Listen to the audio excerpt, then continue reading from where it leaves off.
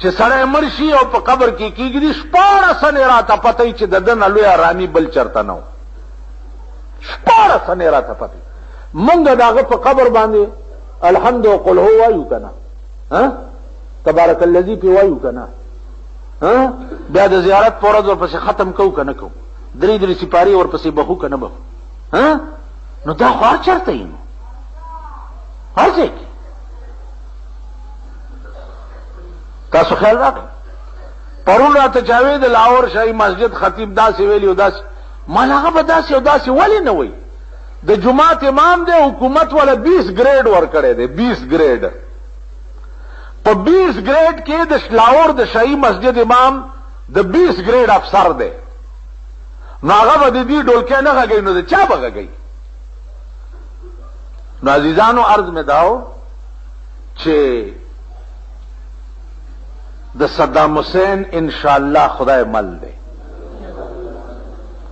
تر اوسه پورې پرونه خبره درته کوم چې چا ټول عراق لیدلی دی او تراغلی دی. پرونه چې صدام حسین ټول ژوند کې 1 غنټه فضول نه ده تیره کړې. په لکونو بورې د شګو ډکې هغه د صدام حسین په ایرپورټ پرتی دي او د هغه بورو لاندې د ده د هوایي جهازونو اډه ده. د ده تر اوسه یو جهاز نه دی پرېوتی او نه ضایع شوی دی. دا کوم ملک چې وایي دا د امریکې ټټوان دي.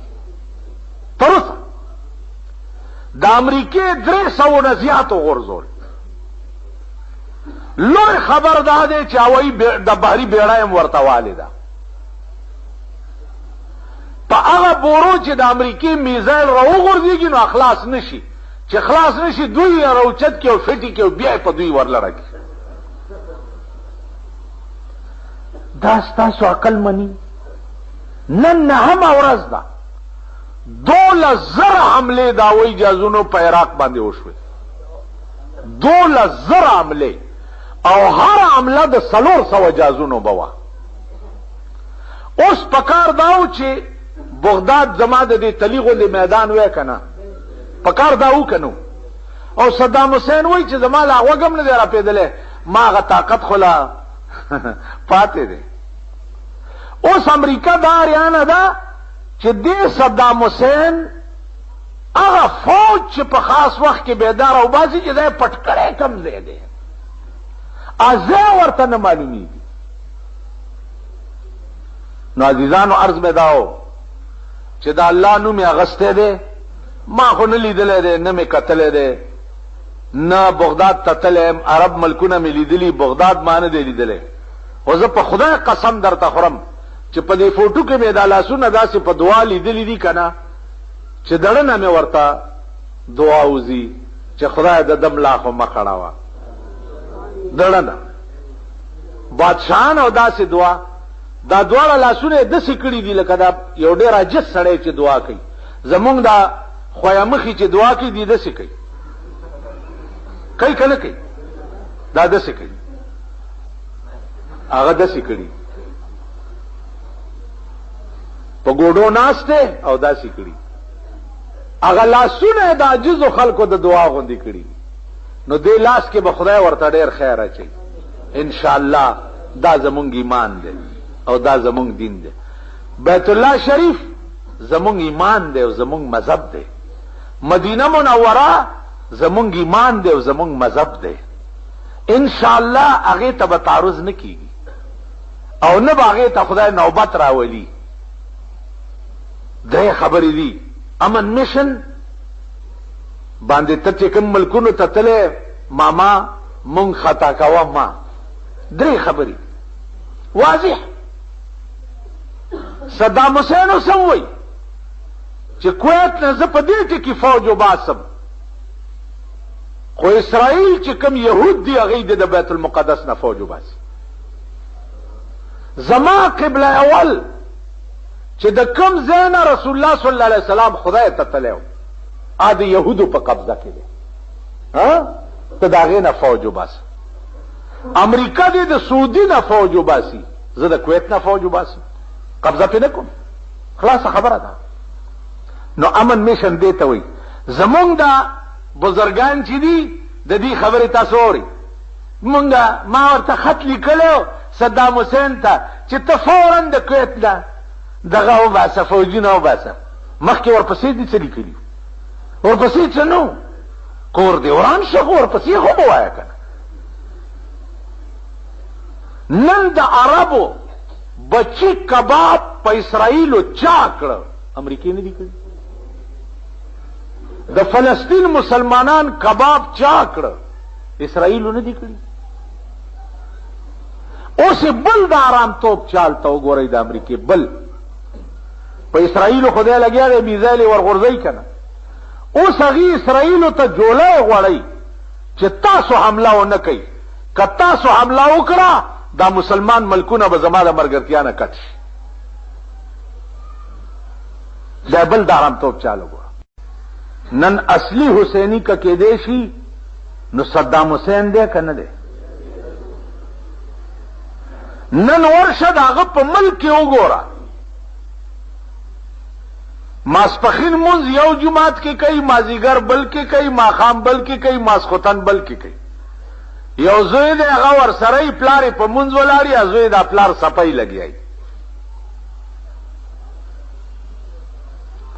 کلاو ګرځي لکه د سپایانم ځان پټوي.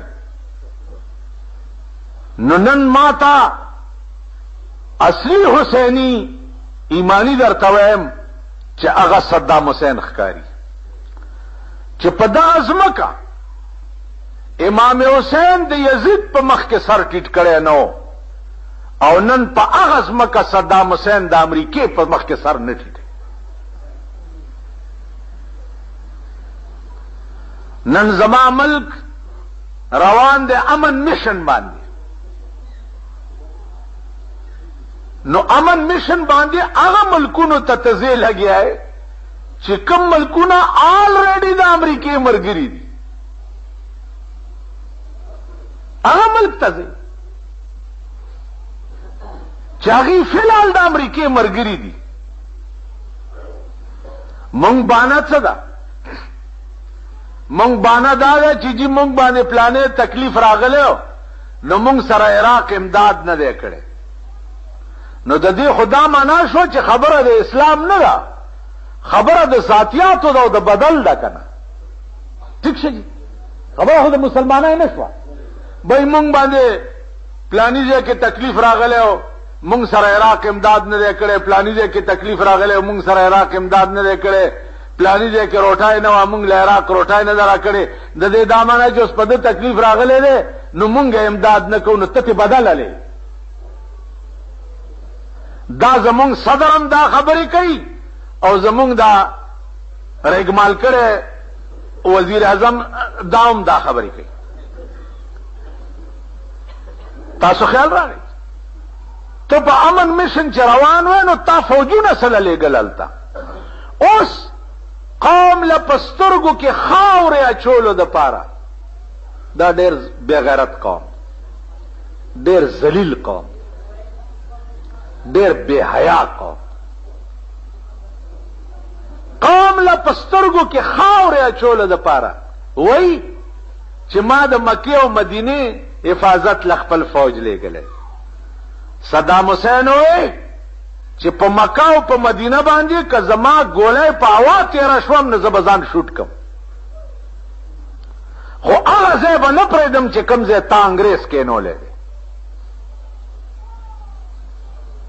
هغه ځای به نه پرېږدم.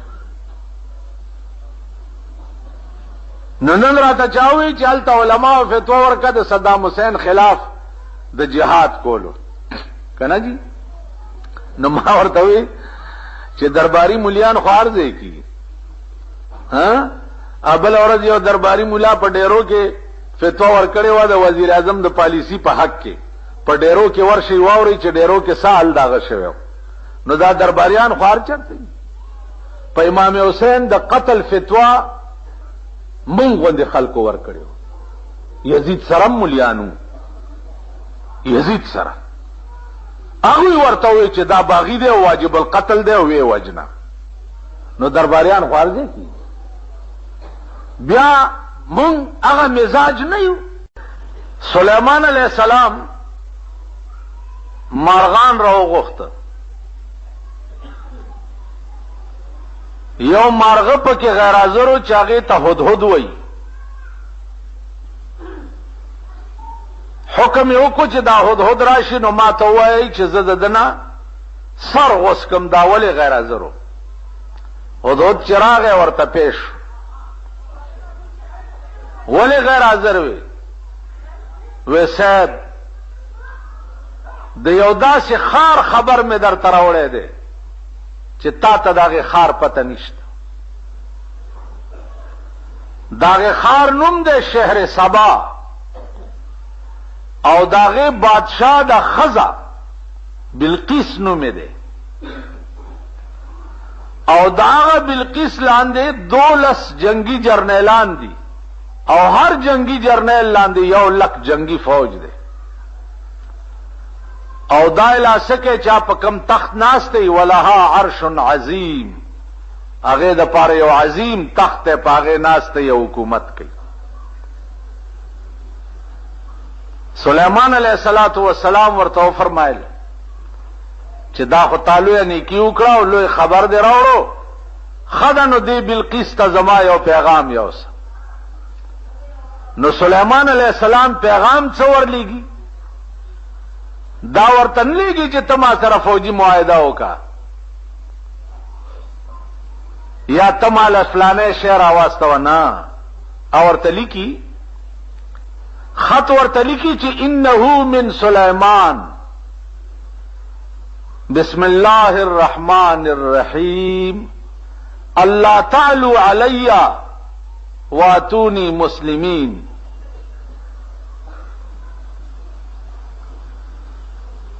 انه من سليمان، دا خط د سليمان د طرف نه ده. بسم الله الرحمن الرحیم الله تعالوا علی او بلقیس تب ما باندې قوت ازمائی نه کوي، تب په خپل جنگی جرنیلانو جنگی فوج باندې ناز نه کوي. واتونی مسلمین، راشا و مسلمان شا. ډایرک حکم ورته کوي چې راشا و مسلمان شا. دا خط بوړي څوک؟ مسلمان قوم چې ایمان پکې وي هغه ته د ډاکانو ضرورت هم نه، د چټي رسان ضرورت هم نه. دا خط دی هدهد مارغه وي چې زبه یوس غاړه کې خط واچولو والوتو چې والوتو دا چې کوم محل کې پرتاوه پاس پروشندان ورننه وته دا خط د بلقیس په سینه باندې کېو. اچھا را پاسه دا خط پړاو کو، حیران شوا چې دا خط راوړو چا دې زیتا چې ایکتا مارغه ناس تو پاس پاغس روشندان کې خو چاغه پوه شو چې دې خطولې دوناته والوته ولاړ. د فورن د کابینه میټینګ راوغوښته، میټینګ راوغوښته ول دا خط وګورئ. جرنیلان ویلې چې بس ورزو په هغه نه د دې خط دو صورت دي. یو صورت دا ده چې دا سره که پیغمبر وي نو دا به بغیر د اسلام راوړونه په بل شي ناراضي کیږي، او که دنیایي بادشاہي زمونږ پشان نو څه تحفه او ډالۍ به ورولېږو بس په خپله به چپ شي. جواب راغی چې د بلقیس وفد را روان دی او تحفه او ډالۍ ورسره دي. سلیمان علیہ السلام استقبال د پاره په یو سایډ پیریانو درولی او په بل سایډ دیوانو درولی، او زمکه ولا فرش کړي و داسي چالره نخکارېده چې دی کې وبدي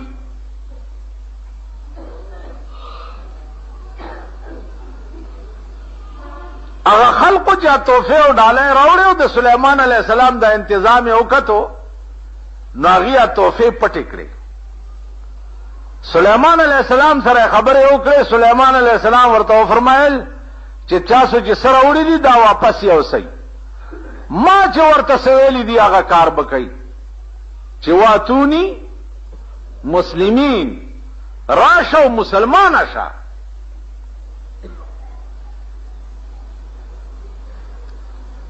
واپس چې جواب بلقیس تلاړو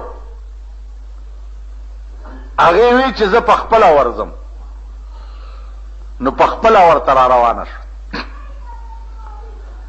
چې را روانه شو او د سليمان عليه السلام دا دور وکړو نو د په خپل تخت ورته ځای پرې خو ځان سره کېنوله. نو دا پوه شو چې دا پیغمبر دی بغیر د اسلام نه په بل شي ناراضي کیږي. نو الله پاک وایي چې دغه وخت کې بلقیس وې قالت رب انی ظلمت نفسی. اے خدایا ما په خپل ځان چې دومره موده د ستورو د نور عبادت کړو ما په ځان ظلم کړی دی. رب انی ظلمت نفسی.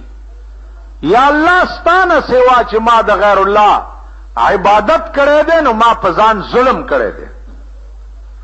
واسلمت مع سليمان. خدای اوس په دې سليمان عليه السلام زه ایمان راوړم. خو بیا ورسره څه وایي؟